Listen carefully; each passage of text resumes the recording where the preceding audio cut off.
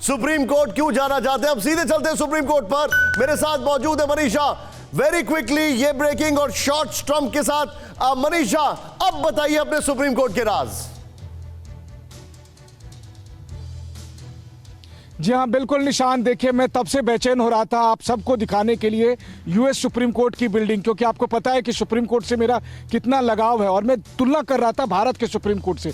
यहाँ देखिए, ये जो सुप्रीम कोर्ट की अब बड़ी सी ऊंची सी बिल्डिंग यहाँ पर देख रहे हैं। हालांकि मैं आपको कहूँ, इसमें कोई पक्षपात नहीं कर रहा हूँ। भारत के सुप्रीम कोर्ट से अगर आप तुलना करें तो इसी बिल्डिंग के ऊपर में आप कैपिटल हिल का वो गोलाकार गुंबद रख देंगे, तब वो भारत का सुप्रीम कोर्ट लगेगा। तो इस हिसाब से, स्थापत्य कला के हिसाब से मुझे भारत के सुप्रीम कोर्ट ज़्यादा बेहतर लगता है। अब दूसरी बात देखिए, यहाँ कुल 9 जज होते हैं, जबकि भारत में सुप्रीम कोर्ट में 34 जज होते हैं। अब यहाँ जो 9 जज हैं, तो कोई भी मामला 6 जज मिलकर सुनता है। और प्रेसिडेंट ट्रंप ने अपने कार्यकाल में 4 जज को अपॉइंट किया है। अभी पिछले हफ्ते उन्होंने जज एमी बैरेट को अपॉइंट किया है। तो अगर मान लीजिए कोई मामला सुप्रीम कोर्ट में यहाँ पर आता है और 6 जज अगर सुनवाई करते हैं, तो उसमें से 4 जज प्रेसिडेंट ट्रंप के कार्यकाल में अपॉइंटेड होंगे। तो कहने की जरूरत नहीं है कि प्रेसिडेंट ट्रंप क्यों यूएस के सुप्रीम कोर्ट में सारे मामले को लेकर जाना चाहते हैं। इसके बावजूद मैं फिर भी कहता हूं कि जो सुप्रीम कोर्ट यहाँ का है वो कमोबेश इंडिपेंडेंट रहा है, और हम भी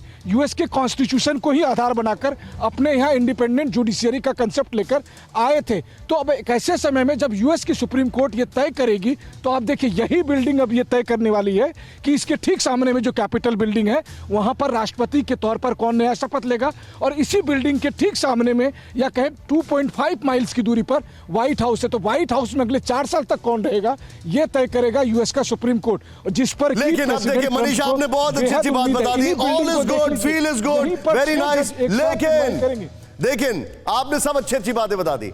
now let me spill over the beans.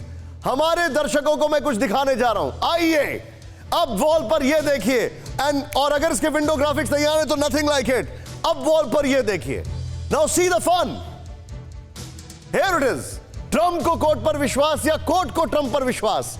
Zoom in करें इसको, जितना जूम इन कर सकते हैं। सिर्फ यही टेक्स्ट दिखाइए हमारे दर्शकों को। मैं आपसे एक सवाल पूछ रहा हूं, ट्रंप को कोर्ट पर विश्वास है या कोर्ट को ट्रंप पर विश्वास है? इसमें एक बहुत बड़ा तंज है। देखें यहां पर, राष्ट्रपति चुनाव से एक हफ्ता पहले, सिर्फ एक हफ्ता पहले, ट्रंप की नॉमिनेटेड हुई एमी बैरेट सुप्रीम कोर्ट की जज बनाई गई। यह किसको विश्वास है, आप मुझे बताइए। ट्रंप बार बार सुप्रीम कोर्ट क्यों बोल रहे हैं? मैं कुछ नहीं बोल रहा हूं, आप मुझे बताइए।